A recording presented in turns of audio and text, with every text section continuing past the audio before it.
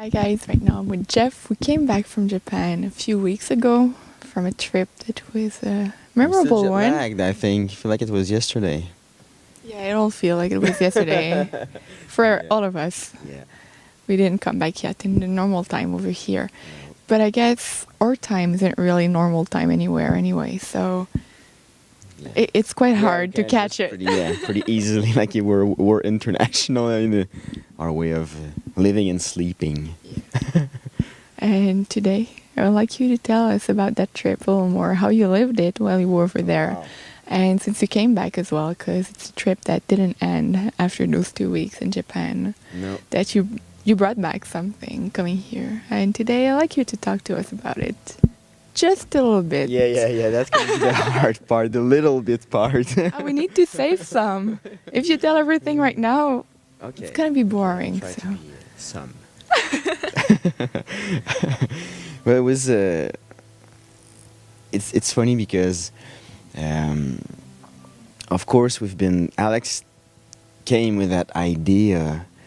We were both walking beside the sea, and he told me about Voyage à la Mer and the movie and everything. I think it was like a year ago, and since that day, things started, really moving in a way that title, first it's in French, and for us here we never did that for different reasons, and I really wanted to grasp and to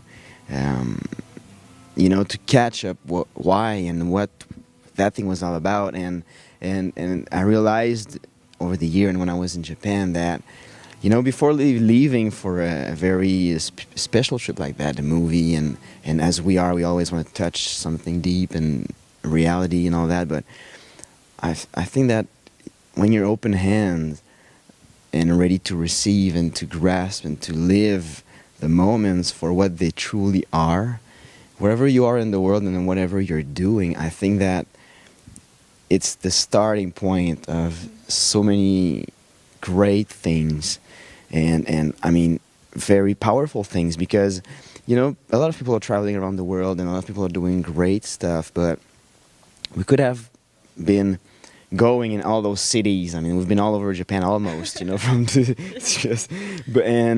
just look at the pictures and look at what we went through, what we did, and be like very excited, but at some point it can never change anything. It was just because you went there, you traveled, and it was just but when you're allowing yourself to really go deeper and to really try to receive and listen, especially listening to what's going on around, and to take ownership of that in the sense of, wow, it was so beautiful and powerful, and you start thinking about it.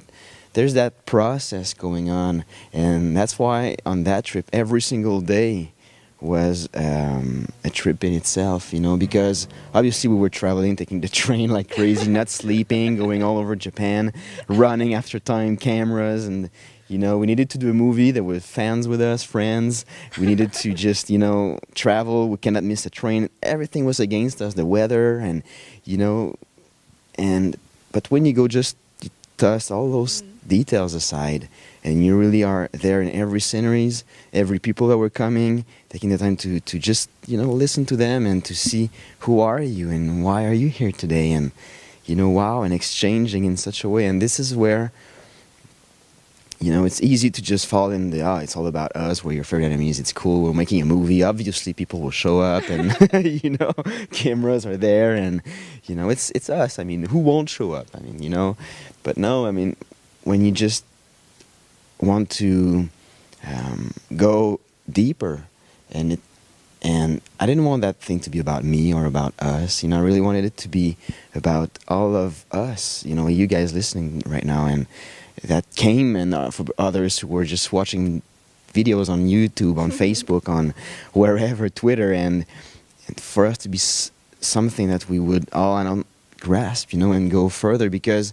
it's all about sharing. And when you're just right there under the pouring rain, holding an umbrella for somebody to film, I mean, it's easy, but when you just look around and feel the moment and just grasp what's going on there, and you're in the ocean, or you're walking in the major cities in Tokyo, Osaka, or Hiroshima, and seeing the people there and talking with them and trying to get what's going on, and that on that part you can bring that into the movie, bring that into each and every videos, each and every conversations we're doing, and that's where it's something greater than you and I, you know, because the movie could be all about amazing, you know, sceneries and just beautiful sentences, but in the end, what's going to be left of that, you know? And that's why I wanted me just to, you know, allow that whole thing to bring me further, which it did in so many ways. And I wanted to thank everybody there, because I had so much great conversations, you know, about dreams, about just life, about, you know, funny stuff or deep stuff, and from what we shared, now I will always remember almost every details and aspects of it, simply because that's how I lived it, and I wanted to bring it back into my daily life now, and just not only to work and to do things and to talk about things but about being, and about, you know, like when we were at the bridge. Yeah. I don't know how to say that. Chogasaki. Chogasaki, thank you. Chogasaki, or so, and just to see the people there that showed up and wrote something on the paper and threw it there. It has nothing to do with me, yeah, or with all of us there. It was about them personally doing this trip in their personal life, you know, and which I took part of, and I realized that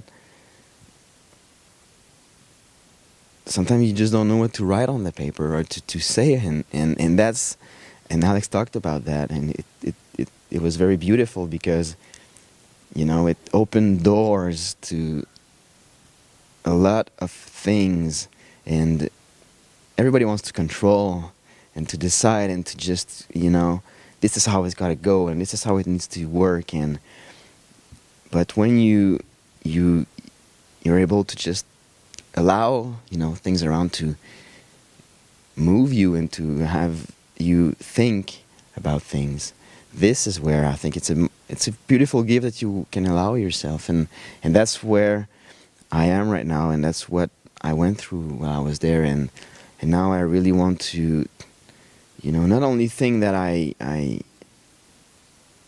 want to allow myself to go way deeper in so many ways, and to do that, you really need to listen, you know. And I don't want to feel like, hey, ooh, this is so like spiritual or deep or whatever. I mean, it's just basic at some point, very basic, and I think that a lot of problems could be solved just personally when you just realize, you know, what's really going on around you and how you can impact that and how you can be part of this and how you can change that, because